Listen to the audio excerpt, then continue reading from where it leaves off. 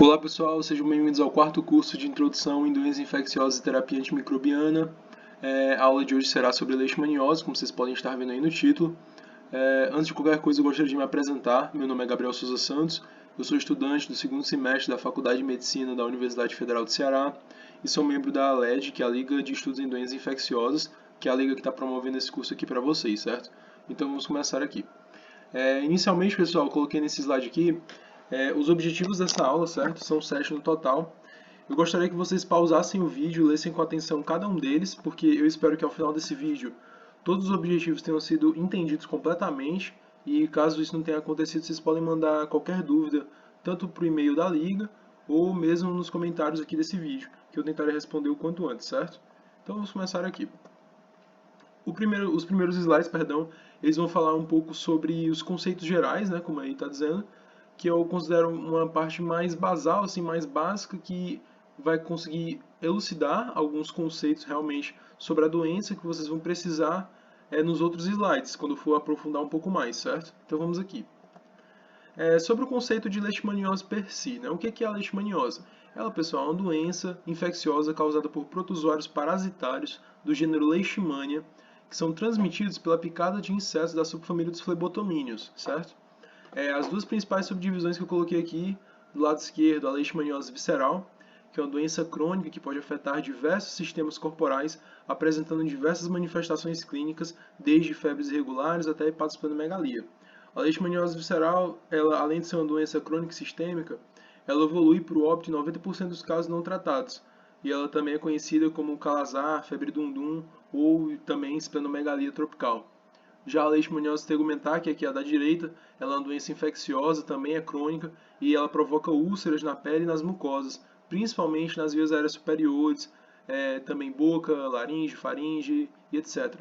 Ela foi conhecida inicialmente como leishmaniose americana das florestas, porque ela se encontrava, 100% no ambiente silvestre. Porém, alguns fatores, como a adaptação do vetor, a maior concentração de hospedeiros definitivos e reservatórios nas cidades, condições de sobrevivência do parasita e o próprio desmatamento favoreceram a sua troca, né, do ambiente silvestre para o ambiente urbano. Ela passou a ser, então, uma doença do urbano e do peridomicílio, não apenas 100% silvestre, certo? Então, esses são os conceitos que eu quero que vocês entendam por agora e aos poucos eu vou aprofundando um pouco mais, certo? Vamos lá. Falando um pouco sobre o agente etiológico, certo? Pessoal, o agente etiológico, ele pertence à família dos trypanossomídeos. Para quem não sabe, é a mesma família do Trypanosoma cruzi, que é o agente etiológico da doença de Chagas. E ele também pertence ao gênero Leishmania. Esse gênero contém diversas espécies infectantes, dentre elas as que eu coloquei aqui, as causadoras de leishmaniose tegumentar americana. Temos como exemplo aqui no Brasil a Leishmania brasiliensis, amazonensis e guianensis, e que causa leishmaniose visceral. Temos a Donovan e a Infanto como principais agentes etiológicos, da leishmaniose visceral aqui no Brasil, certo? Aqui na direita eu coloquei imagens de quadros clínicos típicos de cada uma delas, mas vocês vão ver ao decorrer da aula que não são os únicos quadros clínicos, que existem para essa doença. Realmente existe uma gama de quadros clínicos bem grande para cada uma delas, certo? Além disso, acho importante também ressaltar que esse protozoário contém duas formas principais, certo? Na verdade, hoje em dia reconhecemos três, mas para facilitar o entendimento de vocês quando for falar do ciclo biológico, vamos aqui nos limitar apenas a duas formas, certo? Que são até bem conhecidas, que são as formas promastigota e a mastigota. A promastigota, que é a esquerda, ela é um pouco mais alongada, tem esse flagelo mais visível, mais ativo, é encontrada no vetor, certo? No flebotomínio. E já à direita, ela é encontrada no hospedeiro definitivo e nos reservatórios. Ela, na verdade, não é essa estrutura por completo. Isso aqui é um macrófago infectado por amastigotas, certo? O macrófago é o local onde você pode mais facilmente encontrar os amastigotas. Eles são esses pontinhos azulados, presos, bem aqui nessa imagem. Vocês podem ver que tem diversos pontinhos aqui, o que significa que eles se encontram em grande quantidade, altíssima quantidade no macrófago. Nessa parte aqui de baixo, eu coloquei mais como efeito comparativo mesmo, um macrófago saudável, certo? Para vocês verem a diferença, né? O único círculo que se encontra nesse macrófago saudável é o seu núcleo, nada mais, certo? Além disso, que eu considero assim importante que vocês saibam sobre o agente etiológico é que, apesar dessa discrepância de morfologia entre o promastigota e o mastigota, eles têm sim estruturas em comum. Por exemplo, o citoplasto, o núcleo e o próprio flagelo em si. Apesar do nome é mastigota, ambos têm flagelo, certo? Porém, o mastigota tem esse flagelo invaginado. Como vocês podem ver aqui, essas três estruturas em comum, perdão, que eles têm, certo? Então, apesar de diferir visualmente, eles meio que são o mesmo ser. De fato são, na verdade, só muda um pouco essa sua morfologia. Agora vamos falar um pouco sobre o vetor, certo? Parte muito importante da aula, não é complicado, certo? E bem interessante. O vetor, filogeneticamente falando, perdão, o que é importante para que vocês saibam sobre ele é a sua subfamília e o seu gênero principalmente, certo? A sua subfamília é dos flebotomíneos e o seu gênero é Ludizomia. Aqui no Brasil, no território no Brasil no geral, nós encontramos mais facilmente o Ludizomia longipalpis, fêmea, certo? Que se alimenta de sangue e acaba infectando o ser humano. Já especificamente no estado do Ceará, nós acabamos encontrando com mais prevalência o Ludizomia cruzi, certo? Fica aí como curiosidade, um conhecimento bem interessante.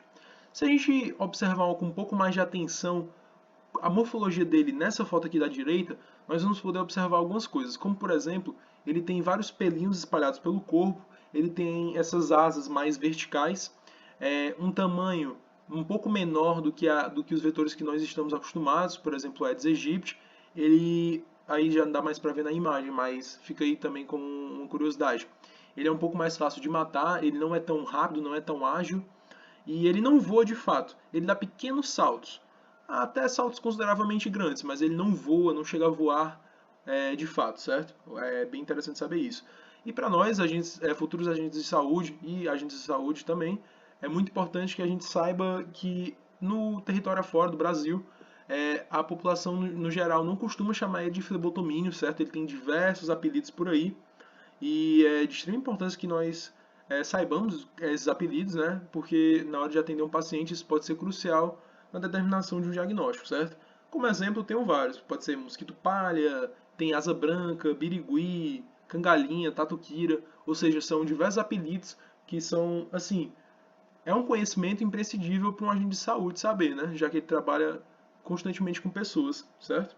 Além disso, também muito importante saber é que o flebotomínio ele tem um hábito que a gente chama de crepuscular, ou seja, ele costuma atuar de fato, procurar alimentos entre o pôr do sol e a madrugada, certo? Durante o dia ele vai ficar em abrigos, por exemplo, em lugares úmidos e escuros, com muita matéria orgânica, muito lixo, que facilitem sua reprodução, certo?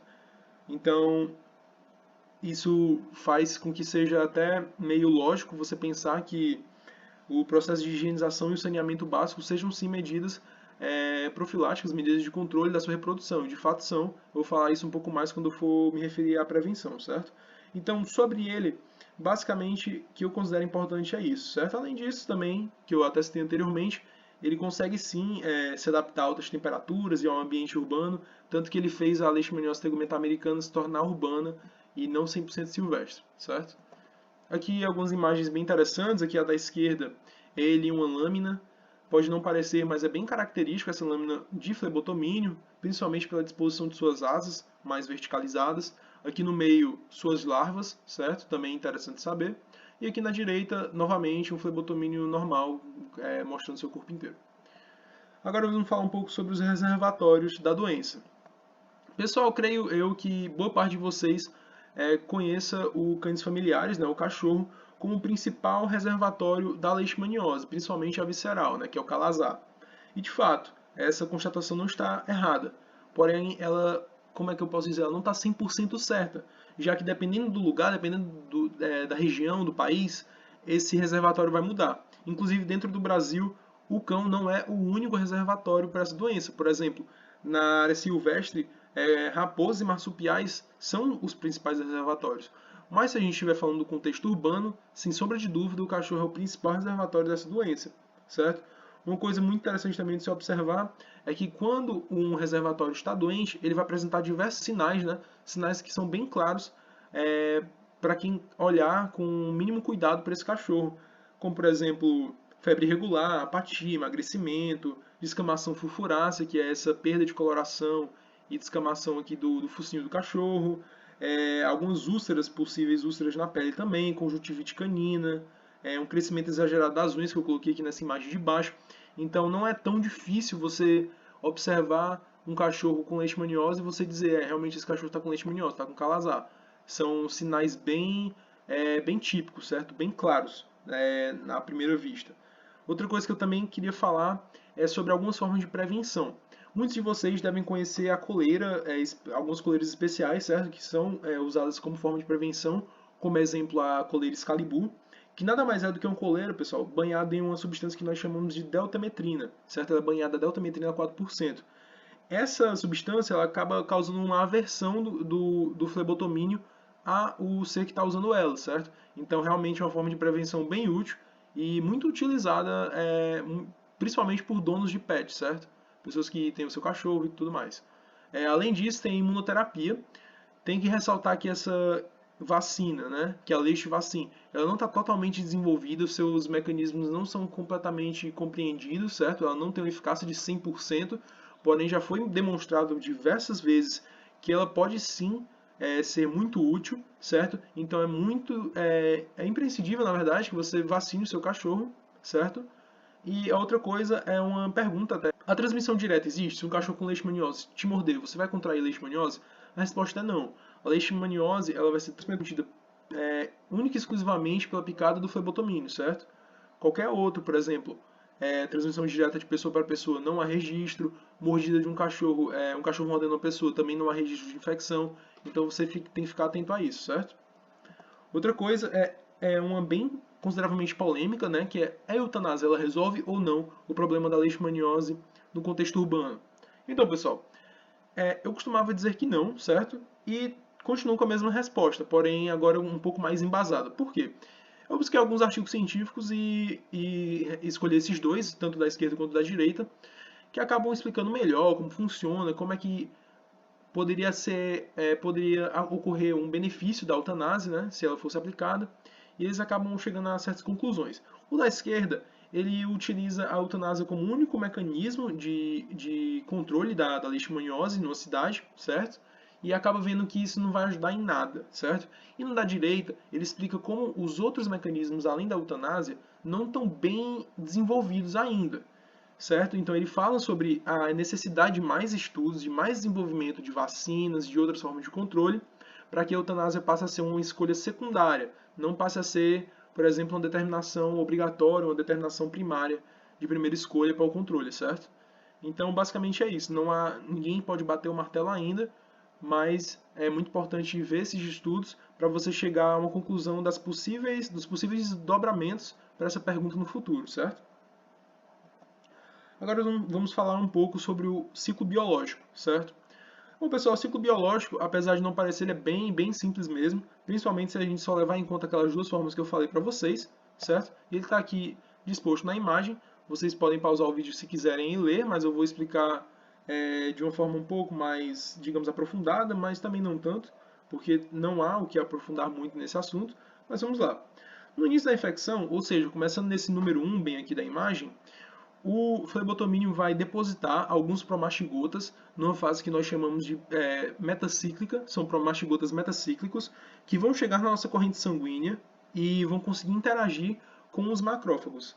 Após ocorrer essa interação, esse promastigota vai se aderir à membrana do macrófago, vai ser fagocitado, vai perder o seu flagelo, dentro dos vacuolos parasitóforos, certo? E vai se fundir em alguns lisossomos. A partir daí ele vai começar a sua replicação, até atingir aquele estado que eu mostrei naquela imagem, que é um macrófago cheio de pontinhos, certo?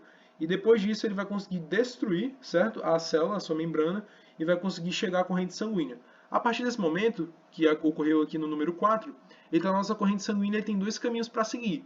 Ele pode voltar ao número 2 e continuar seu ciclo reprodutivo dentro do nosso corpo, ou ele pode ir para o corpo de um outro flebotomínio, que vai, durante o repasto sanguíneo, colocar, né, esses macrófagos infectados, ou mesmo os amastigotas, dentro do seu organismo.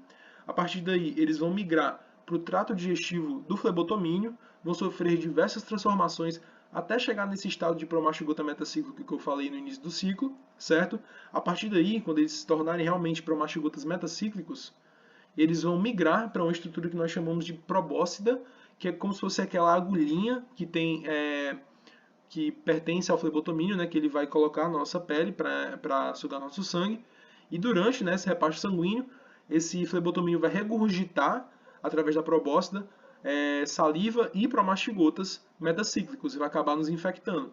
Detalhe, uma curiosidade também, é que a saliva do flebotomínio tem algumas substâncias de natureza proteica que vão auxiliar a infecção das células do sistema mononuclear fagocitário, como exemplo os macrófagos. Então vocês veem como existe essa vantagem, né, de tornar o flebotomínio como vetor, né? Ele tem essa substância na saliva que vai facilitar a infecção do macrófago e vai tornar esse ciclo mais favorável de ocorrer, certo? Sobre o ciclo biológico, é basicamente isso que vocês devem saber, são as partes mais importantes, lembrando, considerando apenas a existência de amastigotas e promastigotas, certo? Agora vamos falar um pouco dos mecanismos de controle da doença, certo? Pessoal, é o seguinte, nos mecanismos de controle, a gente pode fazer algumas divisões, certo? Por exemplo, se a gente estiver trabalhando em áreas de transmissão silvestre, foi constatado já que as medidas padrões de prevenção, as medidas padrões de prevenção, elas não são muito úteis, certo? Elas acabam, ao longo prazo, não funcionando, certo? Porém, isso muda em alguns outros cenários. Por exemplo, em áreas de aproximação da expansão urbana com o ambiente silvestre, o uso de inseticidas já se mostrou, sim, bem útil. Por exemplo, em estudos feitos em Manaus e em outras cidades amazonenses, certo? Enfim, o planejamento urbano também, como uma medida de longo prazo, também se mostrou bastante útil, certo? Principalmente se você conseguir evitar que os núcleos habitacionais comecem a habitar as orlas da floresta, certo? Isso vai evitar bastante a contaminação de novos pacientes. Além disso, não há evidência da efetividade da eutanásia, como eu falei anteriormente, certo? E algumas ações governamentais também podem ser úteis, como, por exemplo, as que visem perturbar os sítios de repouso diurno, né, dos flebotomínios nas regiões do peridomicílio, como, por exemplo, campanhas de limpeza e de saneamento básico, certo? Também o uso de telas, mosquiteiros, repelentes, eles mostram sim certa eficácia, especialmente em áreas não endêmicas, certo? Se forem áreas endêmicas a longo prazo acaba que não funciona tão bem, mas pode ser útil sim. A vacina, Leishvacin, ela também obteve relativo sucesso, em muitas regiões, principalmente do Sudeste, se eu não me engano, e algumas regiões amazônicas. Então, apesar de não estar 100% desenvolvida, é bem útil, é recomendada, certo? A citronela, muitos de vocês devem conhecer, é nada mais que um spray com um aroma bem característico, certo? Ele nada mais é, pessoal, do que um spray com a essência de uma planta chamada citronela, daí o nome, que ela ativa certas proteínas nos poros de alguns insetos, por exemplo, os flebotomínios, e isso vai causar uma aversão. Ou seja, é maravilhoso, né, para realmente evitar que o flebotomínio se aproxime da região em que a citronela foi colocada. Agora vamos falar um pouco sobre a epidemiologia. Essa parte da aula eu não me aprofundei tanto, porque senão tomaria um tempo muito grande e desnecessário da aula. Porém, eu expus aqui os pontos mais importantes, certo? Aqui nesse primeiro slide, uma das partes mais interessantes, mostra a distribuição dos dois tipos de leishmaniose, dois tipos principais, a cutânea, que é a tegumenta americana, e a visceral, no mundo inteiro, certo? Uma coisa interessante, que vocês podem observar é que o Brasil em ambas está no pior estado, né? No caso, que tem mais casos, né? Que é o número maior de casos, de novos casos de incidência. Outra coisa que vocês também podem notar, né, a partir de uma análise um pouco mais minuciosa, mais detalhada, é que quanto mais tropical e mais equatorial é o país, maior a tendência de surgimento dessas leishmanioses, certo? Isso também é uma coisa muito interessante de se notar. Lembrando que cada região aí vai ter o seu reservatório, vai ter suas espécies de leishmania, mas na teoria isso funciona. Quanto mais equatorial, mais tropical, maiores as chances de surgir a doença, certo? Além disso, eu detalhei um pouco mais da epidemiologia aqui no Brasil, mais especificamente, certo? um dos tópicos bem interessantes de observar é que geralmente 90% dos casos da América Latina como um todo vão ocorrer no Brasil. Em 2012, por exemplo, o Nordeste foi responsável por 41,2% dos casos confirmados no país. Ou seja, além do Brasil ser um foco muito grande aqui na América Latina, o Ceará, na verdade o Nordeste, ele também é um foco ainda maior, né? Ele concentra quase metade dos casos do território brasileiro inteiro, certo? Outra coisa interessante, a gente se aprofundando um pouco mais, né, limitando o cerco, vamos falar um pouco da epidemiologia aqui no Ceará. Os primeiros casos foram datados da década de 30, ou seja, já faz muito tempo, não é uma doença nova aqui no território. E de 2008 a 2018, quase 10.600 novos casos foram registrados, com aproximadamente 637 ou 6.347 casos confirmados, certo? Perdão. Tendo uma média anual de 578 casos confirmados e uma incidência média de 6,7 novos casos para cada 100 mil habitantes. Vale ressaltar que, no caso da leishmaniose visceral, existem muitos casos oligossintomáticos ou mesmo subclínicos, certo? Realmente sem nenhum sinal, nenhum sintoma. Então a subnotificação é tremenda. Ou seja, esses números você pode extrapolar bastante, que provavelmente você ainda vai estar colocando números menores do que a realidade, certo? Realmente a realidade, sem sombra de dúvida, é bem mais séria do que as expostas nos dados epidemiológicos. Outra coisa interessante de se notar é que de 2007 a 2017 a média de óbitos foi de 34, certo? Constatando uma taxa de letalidade de aproximadamente 6%, que é algo consideravelmente sério, ainda mais se você levar em conta o número de casos subnotificados. 23,1% dos acometidos pela leishmaniose visceral no Ceará tinham entre 1 a 4 anos e 15,6% acima de 50 anos. O que a gente pode tirar daí? É que a leishmaniose ela tem uma relação bem próxima, né, bem intrínseca, digamos assim, com a imunidade. Se sua imunidade estiver comprometida ou ainda for imatura, no caso das crianças, as suas chances de contrair a doença são bem maiores. Além disso, em algumas áreas mais carentes do estado do Ceará, muitas crianças sofrem de desnutrição. E com alguns estudos, foi notado que a desnutrição ela pode aumentar até em 9 vezes as chances de você contrair a leishmaniose. Então ainda tem isso como fator de promoção, né, da leishmaniose dentro do nosso estado, certo? Além do mais, em 2016, 21% dos municípios cearenses com casos confirmados de leishmaniose confirmaram o óbito, o que é um dado bastante sério. E 65,5% dos casos foram em homens. Fica aí mais como curiosidade, certo? Agora vamos falar um pouco mais sobre as manifestações clínicas. Essa é uma parte mais cheia de detalhes da aula, mas que não deixa de ser bem legal, bem interessante, muito importante também, certo? Então vamos começar aqui. De praxe, vamos começar aqui com a leishmaniose tegumentar americana, certo? Pessoal, a leishmaniose tegumentar americana, ela vai ter uma manifestação inicial na pele, certo? Onde o flebotomínio depositou as formas promastigotas, certo? E dependendo da resposta imune do hospedeiro e da espécie infectante, a doença vai poder ficar limitada ao local da implantação, como ocorreu aqui nessa imagem de cima, certo? Ou ela vai atingir outros sítios na pele, nas mucosas do nariz, da orofaringe, da laringe, podendo até em alguns casos um pouco mais raros se tornar uma doença sistêmica, certo? Visceral, que não é tão comum, mas pode acontecer. Vou mostrar para vocês posteriormente. Aqui, nesse quadro aqui de baixo, algo muito interessante. A leishmaniose tegumentar americana não tem só uma forma. Ela tem 4 variações principais subclínicas, certo? Cada variação dessa é muito, muito importante que vocês saibam disso, que vocês percebam isso. Tem um motivo de acontecer, certo? Elas não são por acaso. Vocês vão ver a partir de agora.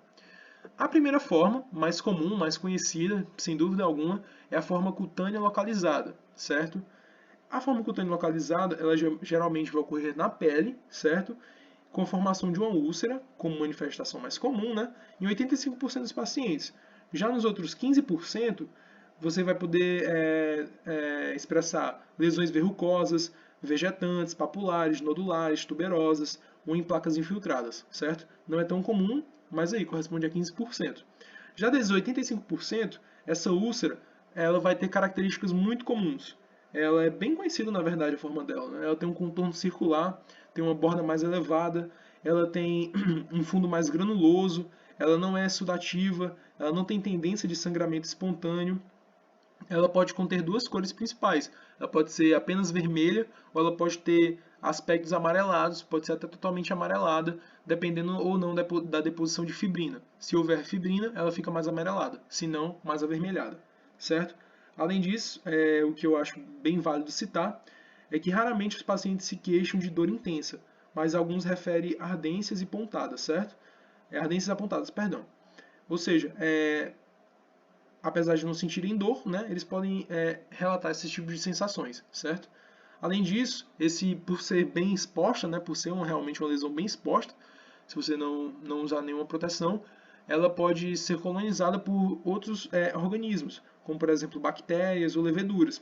E isso vai conferir a ela um aspecto de co-infecção. Ela vai poder ficar mais dolorosa, vai poder adquirir colorações um pouco mais diferentes, vai poder se tornar exudativa, dentre outras diferenças morfológicas que ela pode adquirir numa co-infecção.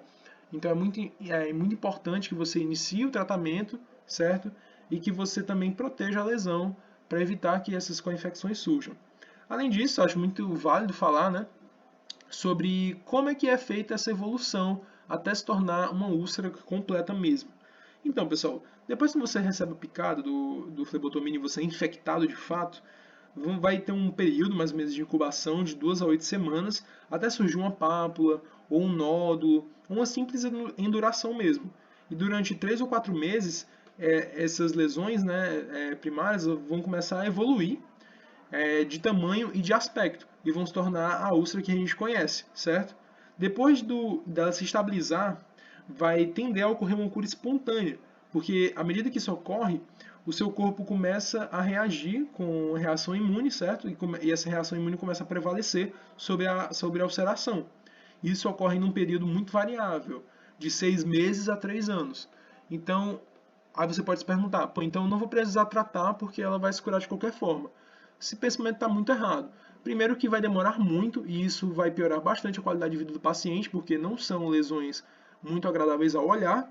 E segundo que, se você deixar curar espontaneamente, há grandes chances dela retornar de forma muito mais séria, numa das formas que eu vou falar aqui nos próximos slides, certo? Aqui eu vou mostrar um pouco de algumas outras úlceras características da cutânea localizada, certo? Essa aqui está um pouco mais diferente de aspecto morfológico, mas não deixa também de ser uma lesão típica de leishmaniose tegumento americano cutâneo localizado, certo? Aqui já é uma bem mais típica, certo? Apesar da coloração, com essa borda mais elevada, esse centro mais granuloso. Vocês podem ver que ela não está tão seca, ela está um pouco mais, digamos, úmida, provavelmente resultado de uma co-infecção, e está mais amarelada. Além da co-infecção, esse amarelado também pode ser resultado da deposição de fibrina no local. Essa aqui já é um pouco antes de se tornar uma úlcera, certo? No início da sua evolução, como eu tinha dito anteriormente. Aqui já no estado mais evoluído, né, mais final, cheio de fibrina, bem ulcerado mesmo, com a borda bem elevada. Apesar da qualidade da imagem, dá para ver que não é nada agradável ao olhar, né, essa lesão. Essa daqui é bem interessante, pessoal. Um dado que eu coletei para dar essa aula foi o seguinte: 65% das pessoas, mais ou menos, se eu não me engano, elas vão apresentar somente uma lesão, sendo que mais ou menos 93 ou 94% vai apresentar até no máximo 3 lesões. Nessa foto vocês veem que tem 4, certo? O que pode acontecer? Pode ser uma exceção, tudo bem, tranquilo, 7%, né? Ou pode ocorrer também uma disseminação linfática, que não é tão rara assim, do parasita. E a partir dessa dessa disseminação linfática, novas lesões, que nós chamamos de lesões secundárias, podem acabar surgindo. O que possivelmente é o caso dessa imagem aqui. Aqui já é ela cicatrizada, certo? Ou depois de um tratamento com medicamentos, ou mesmo depois da cura espontânea, certo? Ela já fica realmente com um aspecto bem diferente, bem cicatrizado. Não é aquele aspecto que a gente costuma ver na leishmaniose tegumento americana. Segundo tipo, também muito importante, forma cutânea disseminada, ou também conhecida como mucocutânea. Lembra que eu falei que cada tipo de leishmaniose tegumento americana tem o seu motivo de acontecer? Então, essa aqui também tem o seu. Ela vai depender, pessoal, da fraqueza imunitária do paciente. Ela é um pouco mais rara, ela ocorre apenas em 2% dos pacientes, certo? Ou seja, consideravelmente raro. E essas lesões que ela apresenta são múltiplas na pele, resultados da disseminação sanguínea. Então não vai ficar localizado, vai se espalhar por boa parte do corpo, certo? Membros inferiores, até mesmo o tronco.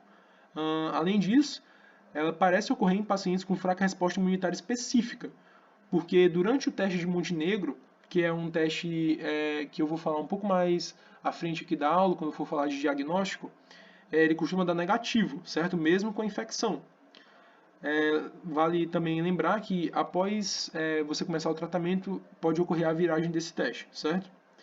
Além do mais, por ter essa fraca resposta imunitária específica, é bem necessário que você coloque um esquema terapêutico mais intensivo, né? Digamos assim, um pouco mais prolongado, para que você garanta realmente a cura. Uma coisa notável nesse tipo de leishmaniose tegumentar americana é que se o paciente for HIV positivo e estiver imunocomprometido, ele vai poder simular uma sífilis secundária também, podendo confundir um pouco na hora de dar o diagnóstico, certo? Então esse é o segundo tipo, forma cutânea disseminada. Vocês podem ver aqui nas imagens de exemplo que realmente ele não se limita, ele vai e se espalha por todo o corpo, certo? Disseminação sanguínea. Podem ver também que o aspecto dele já é um pouco diferenciado, ele não se expressa só apenas em úlceras, né? Ele tem diversas manifestações.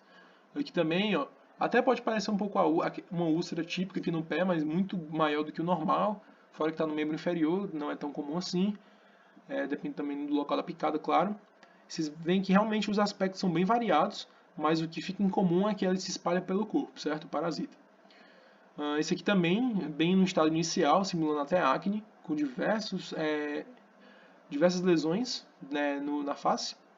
Esse aqui também, com mais lesões ainda, mais espalhadas ainda, facilitando ainda mais o diagnóstico, né, porque já está bem espalhado, não está localizado, de leishmaniose tegumentar americana, cutâneo disseminado.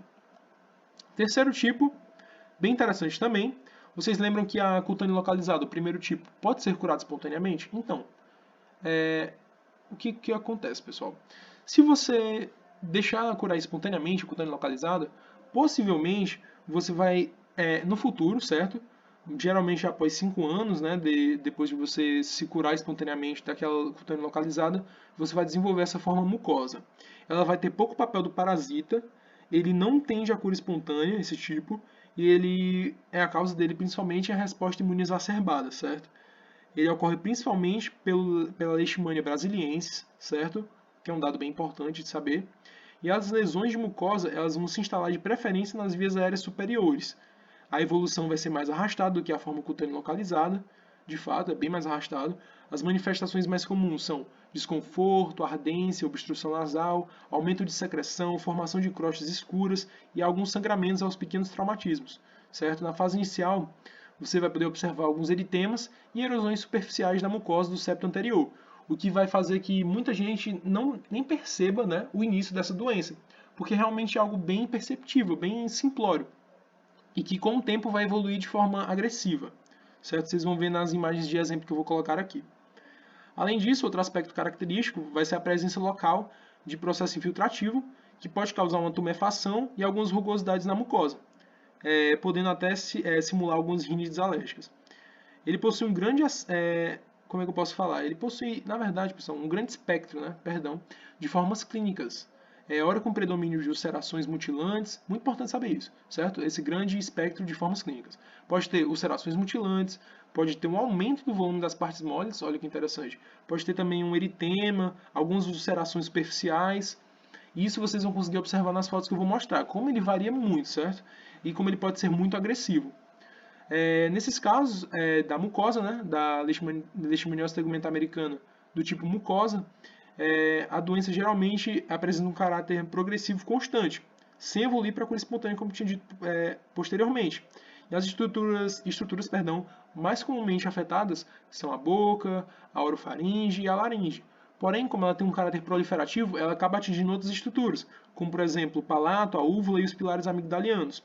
Como consequência disso, você pode ter diversos incômodos, como alguns distúrbios na deglutição, uma dificuldade respiratória, uma rouquidão, ou mesmo uma afonia. Né? São complicações dos danos causados nessas estruturas que eu falei anteriormente. Certo? Geralmente esse tipo vai surgir algumas décadas depois da involução primária, certo? Mais ou menos, talvez até nos 5 primeiros anos que sucedem ao aparecimento da lesão na pele, da cutânea localizada, certo? O que ocorre, pessoal? Foi imprudência da pessoa que teve a cutânea localizada e deixou curar? Pode ser que não.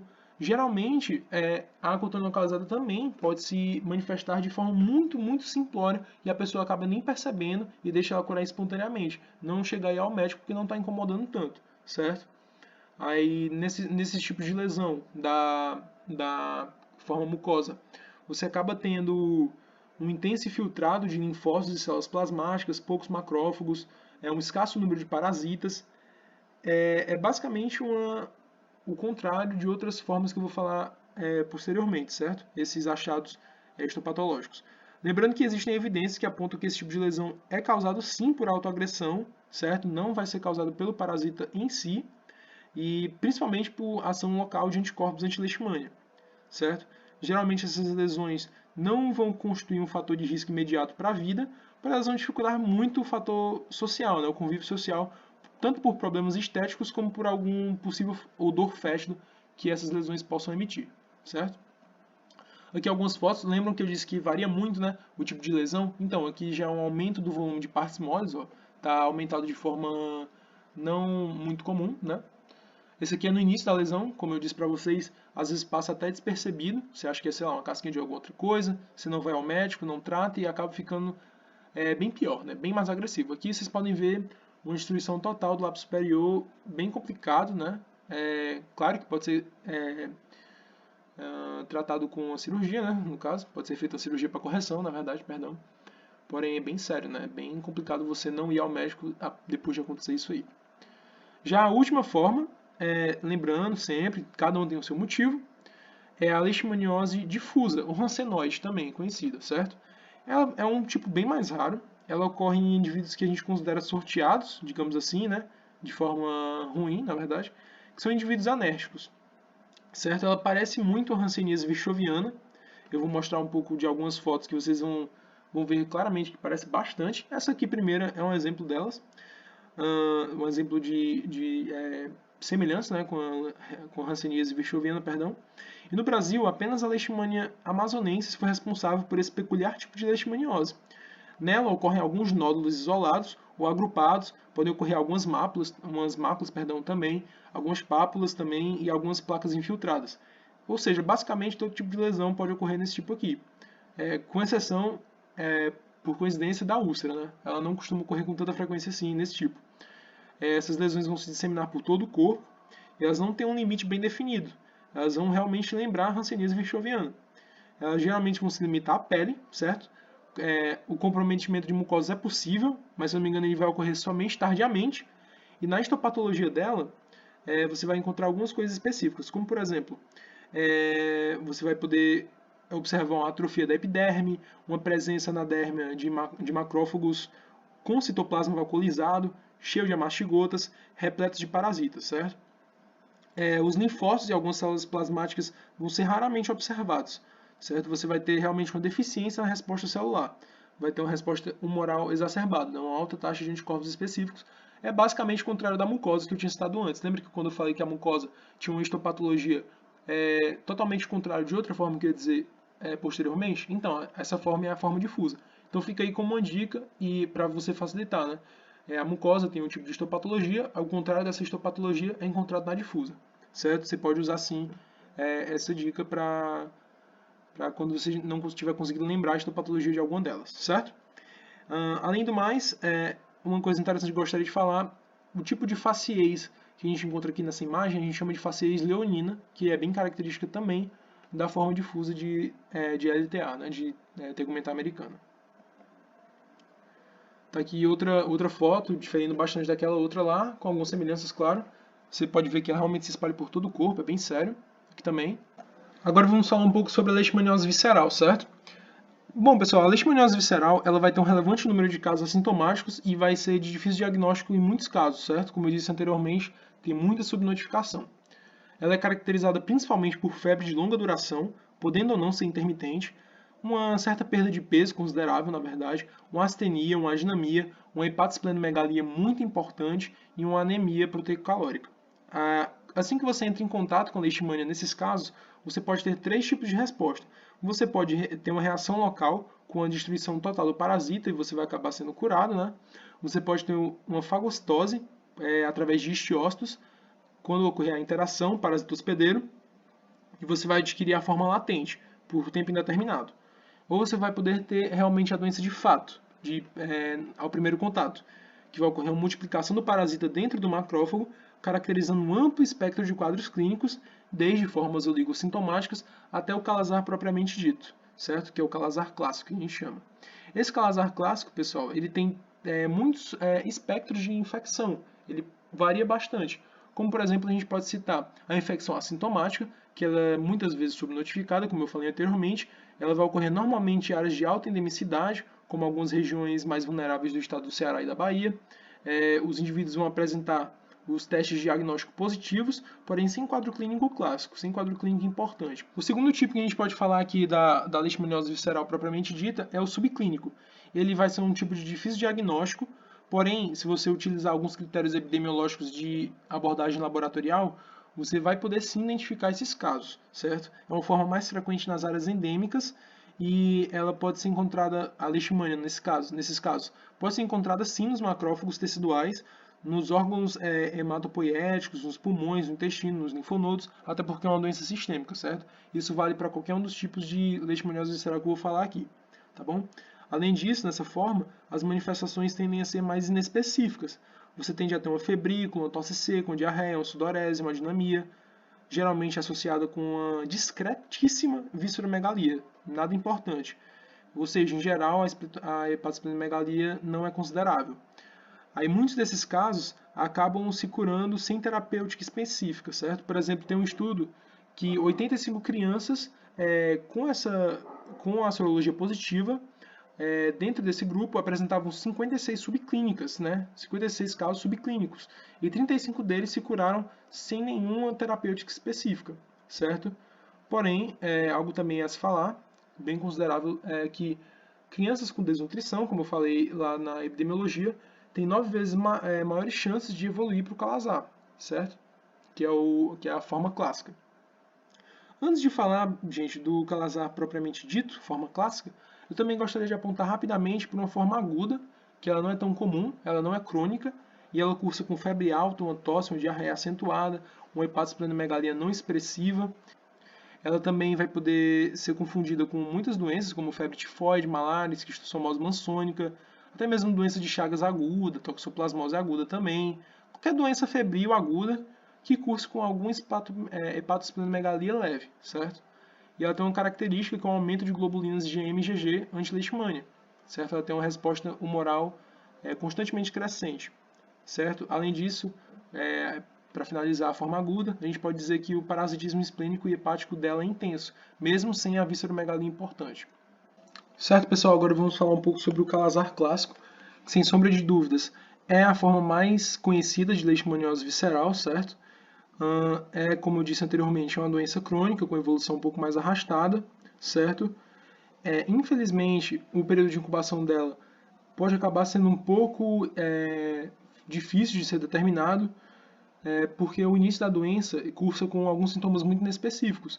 Dentre eles que eu posso citar aqui, tosse seca, diarreia, febre irregular, adinamia, uma febre geralmente que persiste, né, de 2 ou 3 picos diários, pode ser até intermitente, alguns distúrbios gastrointestinais, pode ter uma diarreia, uma disenteria, obstipação, também é comum a adinamia, uma prostração importante, sonolência, mal-estar, um mal-estar progressivo, né, um emagrecimento também bem considerável, o que faz com que realmente esse período de incubação seja bem difícil de ser detectado, certo?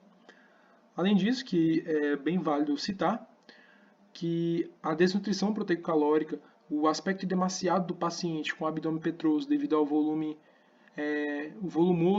a volumosa hepatosplenomegalia, né? As alterações na pele, que é uma cor mais pardacenta, os cabelos com um aspecto mais envelhecido, os cílios alongados, também são aspectos que caracterizam a leishmaniose visceral, o calazar clássico, certo? Que é o tipo mais comum, e, aliás, o tipo mais comum não, mas o tipo mais severo dessa doença, né? Que realmente exige um tratamento mais incisivo. Além disso, a gente pode ver aqui que com a evolução da doença, podem ocorrer ou não ocasionais sangramentos, certo? Epistaxis, petequias, sangramentos gengivais. O que mais os pacientes falam no início e durante a evolução da doença é que o seu filho, por exemplo, né, do paciente aliás, do paciente não, do adulto que levou seu filho, que é o paciente, relata um resfriado que não está passando. Ou seja, existem sim manifestações respiratórias também. Uma tosse seca, né, até pouco produtiva, certo? Já no período de estado da doença, a doença ela vai assumir características muito mais comuns, né? Realmente muito mais marcantes, digamos assim, certo? Como febre entre 37 e 38 graus, podendo até chegar a 40 em co-infecções, sendo que essa febre continua irregular, com períodos de de 2 semanas de aperexia, certo? Além disso, ocorre sim um emagrecimento com a caquexia acentuada, contrastando com o apetite normal, ele come normal, mas emagrece. Pode ocorrer também uma palidez, uma queda de cabelo, um sinal de bandeira, que é o cabelo com 2 ou 3 colorações. Isso é um sinal claro de distúrbio vitamínico do couro cabeludo. Ele vai deambular vagarosamente, com edema frequente nos pés e nas mãos. Ele pode também ter uma gigantesca hepatosplenomegalia, que de fato é o sinal mais conhecido, né, e mais importante da leishmaniose visceral do tipo Calazar, certo? Que pode inclusive simular quadros gravídicos nas mulheres e cirróticos nos homens, certo? É muito importante saber isso. O baço ele acaba tendo uma consistência mais elástica ou levemente endurecida, certo? E o motivo da consulta geralmente vai ser o desconforto abdominal, mesmo que o baço não esteja dolorido. Em alguns casos mais sérios, mais graves, a hepatosplenomegalia pode ser tão grande, né, no caso a hepatomegalia, que o aumento dos lobos do fígado acaba sendo bem considerável a ponto de simular uma única víscera com o baço, para você ver como realmente esse tamanho pode ser alterado de forma brusca, certo? Além disso, que eu considero bem importante, é que é comum ocorrer o atraso da puberdade e até mesmo a menorreia no público feminino, certo? Aqui fala um pouco mais do período final da doença, que é o período de fato mais sério, que geralmente não responde bem ao tratamento, tá bom? Bom, pessoal, esse período, que é o final da doença do Calazar, os pacientes já vão estar gravemente enfermos, com dispneias por pequeno esforço, com um sopro diastólico plurifocal, uma insuficiência cardíaca muito importante, vão ter uma pancitopenia com globulina bastante elevada. Em geral, esses pacientes no estado final de evolução, eles vão responder realmente bem ao tratamento habitual, sendo o óbito subsequente, certo? Além disso, né, existem algumas complicações, certo? Que vão se associar com muita frequência a esse estado final, certo? Tais como infecções bacterianas, em geral de natureza nasocomical, até mesmo sangramentos, certo? As causas de óbito mais comuns nesse Calazar, né, no período final do Calazar, são broncopneumonias, algumas septicemias, hemorragias agudas, gastroenterites, insuficiência cardíaca por anemia grave, caquexia e até algumas coagulopatias pós-transfusionais, dependendo do paciente, né? Além disso, fica aí mais também como curiosidade, porque é um assunto até bem extenso e que eu não tenho tempo de falar somente nessa aula, que eu poderia dar uma aula somente sobre isso, que é um assunto bem interessante, que é a relação entre a leishmania e os pacientes HIV positivos. A leishmania ela passa a exercer, nesses casos, um comportamento de oportunismo, né, diante do hospedeiro imunocomprometido, sendo que 70% das co-infecções da leishmania com HIV são do tipo visceral, por isso que eu coloquei nessa parte da aula, e pode ocorrer, com muita frequência na verdade, uma pneumonite grave ou outras manifestações atípicas que não são tão comuns assim na leishmaniose visceral. Além disso, além da pneumonite, né, pode sim ocorrer uma inversão da taxa de CD4 e CD8, certo? Geralmente ocorre uma queda absoluta dos linfócitos CD4.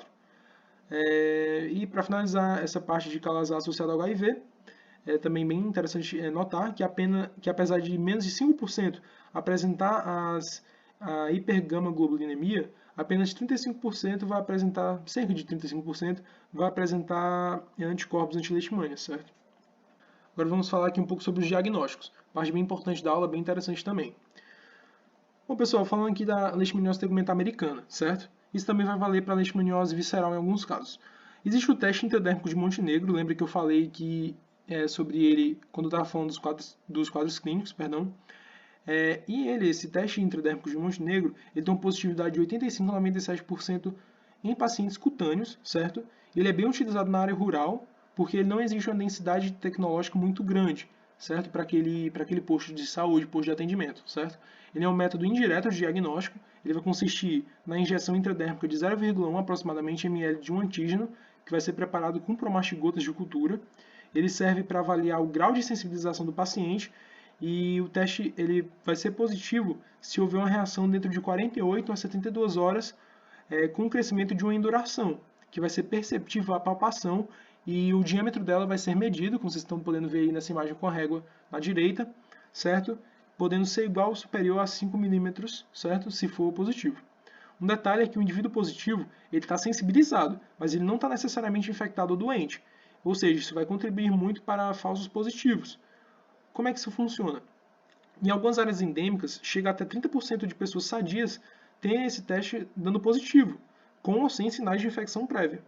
Isso vai favorecer muito alguns diagnósticos diferenciais, por exemplo, lesões de membros inferiores em pacientes diabéticos, até mesmo pacientes idosos, né? Erisipela de repetição, insuficiência venosa, algumas neoplasias cutâneas, ectimas, entre outras causas de distúrbio metabólico e vascular ou algumas doenças granulomatosas que acometem a pele. Porque vão ser lesões não leishmânicas, mas como o teste deu positivo, você vai começar a tratar como se fosse uma leishmaniose, né? E isso não é tão bom assim. Ou seja, esse teste vai favorecer alguns falsos positivos.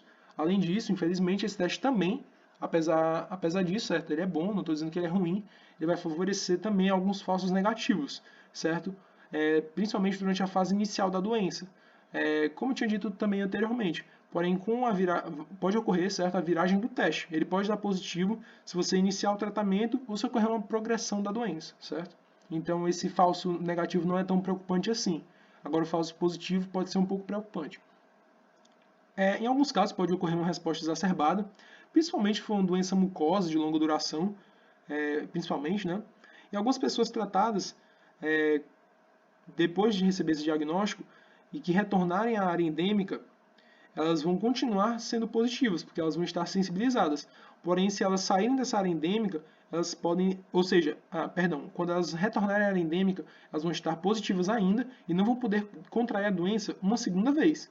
Agora, se elas saírem por cerca de 5 a 10 anos dessa área endêmica e pararem de ter contato constante com a leishmania, elas vão voltar a ser sensíveis, né, e vão poder contrair novamente a doença. Então, a imunidade ela não é eterna, de fato, certo? Então, sobre o diagnóstico indireto, né, do teste intradérmico de Montenegro, considero que isso seja mais importante. Agora vamos falar um pouco dos diagnósticos diretos. Como exemplo, nós temos os esfregaços de lâmina, certo? E as impressões em lâmina. Geralmente, eles têm um tempo específico, ou seja, eles devem ser realizados antes do tratamento começar, porque senão os parasitas vão desaparecer da lesão e você não vai conseguir identificá-los, certo? Os que têm melhores resultados, de fato, são os esfregaços em lâmina, a partir de raspagem interna da lesão. Você vai poder obter também outros achados com a infecção, certo? Ou seja, você vai fazer aquele raspado e se a lesão, por exemplo, a úlcera, tiver com a infecção, você vai poder achar outros micro-organismos quando você for olhar na microscopia. Além disso, também as impressões em lâminas de biópsias também fornecem bons resultados. Esse tipo de diagnóstico ele vai superar amplamente os exames histopatológicos em positividade. Porém, o exame histopatológico ele não é inútil como um todo. Ele pode ser útil também, certo? Ele vai ter o exame histopatológico como diagnóstico. Ele vai ter uma resolutividade de 60%, certo? Para a visualização do parasita. E ao microscópio você vai conseguir observar um infiltrado inflamatório crônico inespecífico com riqueza de linfócitos, plasmócitos e histiócitos com proporções variadas. Tudo isso vai depender das características imunitárias do hospedeiro e do tempo de evolução da doença. Lesões mais antigas podem caracterizar inclusive granulomas tuberculoides. Vocês vão ver nas imagens a seguir que eu vou mostrar, certo? Além disso, é muito importante falar que diversos autores tentaram classificar os achados histopatológicos, porém não chegou-se a um consenso, certo? Porque os resultados foram bem variáveis e nem sempre concordantes, infelizmente, certo? A histopatologia ela acaba mais servindo para diagnóstico diferencial de neoplasias, certo? Aqui nesse lado direito vocês podem ver alguns diagnósticos diretos de esfregaços em lâmina, certo? E aqui nessa outra imagem a gente está vendo exames histopatológicos, certo? Na figura A vocês podem ver alguns histiócitos bem difusos, Na figura B, uma invasão de plasmócitos. Na figura C, um tuberculoma. Lembrando que esse tuberculoma aí, ele é bem mais característico de lesões mais antigas, certo? E algumas células gigantes multinucleadas, também bem características da histopatologia da LTA, certo? Outro tipo de diagnóstico, esse mais usado em laboratórios mesmo, certo? Eles são métodos que na prática somente são utilizados para estudo, basicamente, certo? É o isolamento em meio de cultura, é a inoculação em roedores de laboratório, a partir de material coletado da biópsia, é o próprio PCR mesmo, a imunofluorescência indireta, perdão, um ensaio imunoenzimático, que é o ELISA. Nessa imagem aqui vocês estão vendo o PCR, nessa daqui, bem interessante, vocês estão vendo um isolamento em meio de cultura, certo? Muito legal, esse meio líquido é desenvolvido pelo Instituto Oswaldo Cruz, que ele consegue fazer que a leishmania se multiplique de forma quase exponencial. Vocês podem ver que lá, o último frasco lá de trás está todo rosado, está cheio de leishmanias, bem interessante, né? Ele facilita muito a reprodução para o estudo. Além disso, antes de ir para a leishmaniose visceral, outra coisa bem importante de falar é que a imunofluorescência indireta ela pode não ser muito boa, porque ela é pouco sensível e ela tem uma reação cruzada com algumas doenças, como por exemplo a leishmaniose visceral e, se eu não me engano, a doença de Chagas também, certo? Já o ensaio imunoenzimático, o ELISA, pode sim ser útil, principalmente em pacientes com infecções latentes, porque você vai poder utilizar o ELISA como prognóstico para uma possível recidiva da doença. Então ele acaba até sendo mais útil do que a imunofluorescência indireta. Aqui já falando um pouco do diagnóstico para a leishmaniose visceral, certo? Pessoal, na leishmaniose visceral você vai ter que sempre investigar pacientes com febre prolongada e com hepatosplenomegalia, sobretudo pacientes em áreas especialmente endêmicas. Alguns critérios epidemiológicos podem ser usados, por exemplo, se o paciente vier de áreas endêmicas ou tiver feito uma viagem nos últimos 12 meses a áreas desse tipo, você também tem que pesquisar a presença de cães infectados, vetores e de parasitas na área onde ele mora, certo? Tanto do domicílio quanto do peridomicílio. Alguns critérios clínicos também são importantes e podem causar uma frequente confusão com alguns processos virais. Se for a síndrome clássica, você vai encontrar febre, anemia, manifestações clínicas atípicas, né, que eu já tinha falado anteriormente, uma febre irregular e uma hepatosplenomegalia importante. Já se for uma forma oligossintomática, também, como eu disse anteriormente, vai ter uma persistência de tosse, uma diarreia intermitente por mais de 2 semanas, uma dinamia, somente realmente sintomas inespecíficos, né? É um pouco mais difícil de você determinar um diagnóstico a partir das formas oligossintomáticas. Da síndrome clássica já é um pouco mais fácil. E alguns critérios laboratoriais, que eu enfatizei aqui, eles possuem diversos achados, como por exemplo, a gente pode destacar aqui uma anemia, né, sinais de hemoglobina inferiores a 10 gramas por cento, uma leucopenia também acentuada, com leucócitos inferiores a 2.000 células por milímetro cúbico. As plaquetas também vão estar geralmente abaixo de 100.000 e frequentemente vão atingir valores abaixo de 40.000, certo? As enzimas hepáticas também vão estar alteradas, as transaminases vão estar 2 vezes seu valor normal e vão ocorrer algumas alterações características nas proteínas plasmáticas. Você vai ter uma baixa de albumina e uma alta de globulina, certo? A eletroforese vai acusar um aumento específico da fração gama, que traduzindo isso, basicamente é uma grande quantidade de anticorpos específicos no soro, certo? As formas oligossintomáticas, uma coisa bem interessante de se notar, elas vão ter os seus exames dentro dos níveis normais ou com alterações bem discretas, certo? Comuns a diversas parasitoses intestinais, o que pode, mesmo sendo laboratorial, pode ocasionar uma confusão considerável, certo? Além disso, possíveis diagnósticos diferenciais para a leishmaniose visceral, que eu esqueci de falar, é malária, esquistossomose maçônica e febre tifoide. Agora, falando um pouco mais de como são feitos esses exames, certo? Eu falei antes dos critérios, agora eu vou falar como eles são feitos. Eles são divididos em 3 grupos: os exames gerais, as provas imunológicas e os diagnósticos parasitológicos. Lembrando que todos eles vão apresentar alterações hematológicas, bioquímicas, imunológicas, quase sempre, certo? Então vamos lá. O primeiro deles que é os exames gerais. Geralmente você vai observar alterações hematológicas citadas anteriormente, você vai observar uma hemoglobina com morfologia de anemia normocítica e normocrônica, um VHS elevado, o leucograma ele vai mostrar uma leucopenia com neutropenia, eosinófilos ausentes, uma monocitose, quase sempre linfocitose relativa, certo? É relativa essa linfocitose aí. Você pode ter plaquetas abaixo de 150.000 células por milímetro cúbico, como eu disse anteriormente, podendo chegar até abaixo de 40.000. Apesar disso, dessa baixa de plaquetas, o teste de coagulação vai ter leve alteração ou nada, o que é bem contraditório. Mesmo assim, em casos de coagulopatia de consumo, ou seja, você está tendo que recrutar plaquetas para formar um trombo após uma lesão tecidual, o tempo de tromboplastina parcial, que é a medição da via intrínseca, né, da coagulação, o tempo do fibrinogênio, da coagulação per si, né, e do sangramento vão estar bem anormais. Aí você vai conseguir realmente ver a alteração que essa falta de plaquetas pode causar. A segunda são as provas imunológicas, o ELISA, o PCR também. Você pode também usar esses antígenos RK39, que eu vou falar um pouco mais posteriormente, certo? Eles vão medir basicamente a imunidade celular e humoral para ver como elas estão comprometidas, certo? Vão ter altos níveis séricos de IgG e IgM. Você vai poder também, a partir do teste sorológico, ver diversas coisas bem importantes. Ele é realmente bem importante, principalmente para a detecção dos anticorpos. O seu teste de aglutinação direta e a imunofluorescência indireta vão alertar sim para o Calazar, vão geralmente estar um pouco maior do que a média. E o ELISA, se der negativo, ele vai afastar a possibilidade de Calazar, menos em pacientes HIV positivos. Esse antígeno aí, RK49, é bem interessante. Ele é altamente específico para detectar imunocompetentes, certo? Principalmente se os anticorpos estiverem na fase aguda, certo? Além disso, o PCR no sangue periférico também pode ser útil. Aqui falando um pouco do terceiro grupo de diagnósticos laboratoriais, que são os diagnósticos parasitológicos. Você pode fazer a partir do sangue periférico, da medula óssea, de aspirado esplênico. Só lembrando que no sangue periférico, apenas 30% de visualização do parasita. Já na medula óssea você vai conseguir 70%, que é o padrão ouro, e no aspirado esplênico você vai conseguir mais de 90%, porém é muito invasivo e às vezes muito desnecessário. Você também pode fazer um isolamento do parasita, certo? Em alguns laboratórios especializados, sendo aí um método mais indireto, mais para estudo mesmo.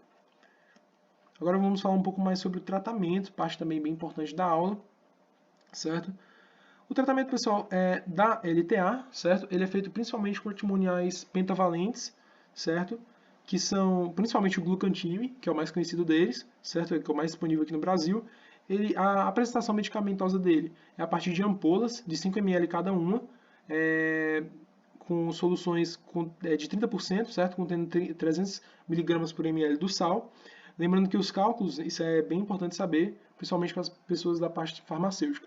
Os cálculos desse medicamento, das doses terapêuticas dele, devem ser feitos em função do metalóide antimônio, certo? Que vai estar nesse medicamento, geralmente, em concentrações de 81 mg por ml, certo? As doses únicas diárias são mais favoráveis, porque 80% dele é excretado pelo rim dentro de 7 horas. Então é necessário que você dê uma quantidade um pouco maior, um pouco acima do necessário, para que ele consiga entrar na célula antes de ser totalmente excretado, certo? A administração dele é intramuscular ou endovenosa, e a documentação de esquemas terapêuticos varia demais. Por exemplo, a documentação do Ministério da Saúde recomenda uma série mais prolongada, certo? Como a preconizada, sendo mais ou menos algumas séries contínuas de 20 a 30 aplicações. Tem uma boa eficácia demonstrada, porém uma baixa adesão pelo tempo de tratamento, certo? Lembrando que nos antimoniais pentavalentes, o uso prévio e irregular dos antimoniais pode criar uma seleção de clones resistentes, o que é bem ruim, certo? E podem ocorrer também algumas possíveis alterações cardíacas, uma certa nefrotoxicidade, também dores articulares, adinamia, náuseas e dores epigástricas também podem acabar ocorrendo. Então ele tem diversos efeitos colaterais. O público que pode usar o glucantime, né, o antimonial pentavalente, é um público um pouco mais limitado, apesar do preço dele ser bem acessível. Alguns pacientes idosos, pacientes gravídicos, não se recomenda o seu uso para eles, certo? Então você tem que ficar bem de olho nisso. Outra opção de tratamento é a anfotericina B, também bastante utilizada. Tem duas formas, eu vou falar aqui da forma clássica, depois da versão lipossomal. A anfotericina B, pessoal, ela serve mais também como segunda opção, certo? Com pacientes que não respondam aos antimoniais. Ela tem alguns efeitos colaterais, como alguns tremores, calafrios, broncoespasmos. É necessário você usar um cloreto de potássio por via oral para corrigir uma possível hipopotassemia, que pode cursar com o seu uso. E além disso, ela também tem alguns efeitos colaterais no rim, são bem frequentes.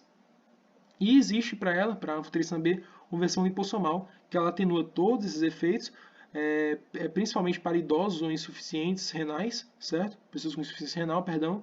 Porém, ela é de alto custo, certo? E mais usada em nível hospitalar. Sobre a imunoterapia, ela tem certa eficácia, porém não é totalmente usada, não é totalmente consenso de seu uso, como eu tinha dito anteriormente. Podemos falar aqui também de outras formas de tratamento, por exemplo, a imunoterapia. São utilizados amartigodos inativados, certo? E tem mostrado resultados promissores. O outro medicamento é a pentamidina, que ela é para formas mais brandas da doença, e ela vai cursar com certa cefaleia e alterações na glicemia não tão importantes, certo? E ela também é intramuscular. Só lembrando que ela é para formas realmente mais brandas, ela não é usada para aqueles casos mais clássicos de LTA. Aqui, bem interessante essa imagem, mostrando a evolução do tratamento, certo? Ela fica com aquele espectro cicatrizado que eu mostrei anteriormente para vocês, nos quadros clínicos. Então vamos falar agora aqui, pessoal, do tratamento da leishmaniose visceral. Há décadas também são usados antimoniais pentavalentes e a anfotericina B. Só que desde a década de 90, 3 grandes conquistas foram alcançadas, certo? Primeiro foi a introdução da droga oral meltefosina, depois o uso da anfotericina B lipossomal, que é uma droga de alto custo, e depois o aminoglicosídeo paramomicina, também conhecido como aminosidina, certo? Ou seja, hoje em dia também não faria muito sentido você usar os antimoniais e a anfotericina B, pela grande quantidade de efeitos colaterais, a menos que essas drogas novas não surtissem efeito em certo paciente. Porém, na prática, pela facilidade de custo mesmo, né, eles acabam sendo mais usados, os antimoniais pentavalentes e a anfotericina B, tanto na LV como na LTA, certo? Algumas combinações possíveis existem, por exemplo, você pode usar antimonial mais a paramomicina, dependendo do paciente. E também, bem interessante frisar que algumas recomendações existem, principalmente para pacientes virgens de tratamento, que não fizeram tratamento anterior, certo? Como, por exemplo, drogas de primeira escolha. Geralmente eles vão recomendar a miltefosina, em nível hospitalar, a anfotericina B lipossomal, que é de um custo um pouco maior. Pacientes que falharam no tratamento com antimonial pentavalente, se recomenda a paramomicina ou a anfotericina B lipossomal. E pacientes que falharam no tratamento com anfotericina B lipossomal, eles geralmente recomendam a associação de paramomicina com antimonial, certo? Então existem esses tipos de recomendações e esses tipos de combinações de medicamentos também para tratar melhor certos pacientes. Agora vamos falar, para encerrar a aula, sobre os diagnósticos diferenciais, que eu acho bem interessantes também. O primeiro deles é a ascite, pessoal. A ascite ela pode ter diversas etiologias, certo? Podendo simular sim a leishmaniose visceral, porém, né, por intermédio da palpação, pode-se facilmente diferenciar, porque não vai ter uma hepatosplenomegalia, certo? Um dos motivos, por exemplo, que eu posso citar aqui, é a hipertensão portal em pacientes cirróticos, que pode causar essa ascite aí, mas tem diversas outras etiologias possíveis. O outro deles, bem interessante, é a doença de Gaucher, certo? É uma doença genética de padrão autossômico recessivo, e ela é causada, pessoal, pelo acúmulo de restos celulares envelhecidos nos lisossomos macrofágicos, certo? Mais especificamente, é a deficiência de uma enzima que ela vai digerir um lipídio denominado glucocerebrósido, certo? E com a ausência dessa enzima, esse glucocerebrósido vai ficar dentro dos macrófagos, certo? E vai acabar se acumulando. E o que a gente vai chamar isso de células de Gaucher. E vai acabar cursando com esse abdômen um pouco mais, de aspecto um pouco mais aumentado, né? Caracterizando também uma semelhança com leishmaniose visceral. O terceiro deles, que eu acho bem interessante, vocês podem ver que o paciente, aparentemente, sem palpação, vocês poderiam facilmente dizer que é leishmaniose visceral, né? Porém, que tá. Na verdade, esse paciente ele tem salmonelose septicêmica prolongada com associação a esquistossomose. Nome complicado, mas de conceito nem tanto. É nada mais do que uma infecção de salmonelose com esquistossomose. O que acontece? A junção dessas duas doenças, infelizmente, vai fazer com que tanto os sintomas quanto as áreas endêmicas acabem se superpondo bastante com a leishmaniose visceral. Então fica bem difícil de você diferenciar em certas ocasiões, certo?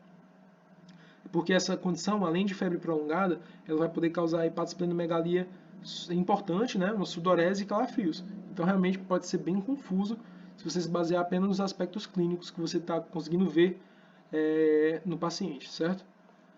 O outro que já vai simular LTA são as úlceras venosas. A da imagem aí, se eu não me engano, é uma lipoderma esclerose, se eu não me engano, certo? E pode ter também diversas causas, certo? Que podem gerar essas lesões ulcerativas. Geralmente são fruto de veias anormais ou lesionadas. E tem como sintoma, por exemplo, a hipertensão venosa. Aliás, como sintoma não, tem como causa, né? Ela pode ter como causa a hipertensão venosa, diabetes, obesidade, fatores comuns à idade avançada, ou até mesmo outros agentes infecciosos. Outro exemplo aqui é a hanseníase virchoviana, que eu já tinha dito anteriormente. Ela vai poder simular três tipos de ADTA, na verdade, que é a difusa, a disseminada e a mucosa. A difusa eu mostrei anteriormente nos quadros clínicos. A disseminada é nessa aqui da esquerda, vocês podem ver que simula bastante, é bem parecido mesmo. E a mucosa nessa imagem aqui, certo? Aqui as minhas referências bibliográficas. Então foi isso, pessoal. Espero que tenham gostado. Torço que vocês não tenham achado a aula muito chata ou muito prolongada. Eu dei realmente os assuntos numa velocidade um pouco maior, porque eu não conseguia excluir nenhum dos assuntos, porque eu achava eles bastante importantes. Espero que vocês tenham gostado, façam o resto do curso e boa sorte aí, pessoal. Até mais.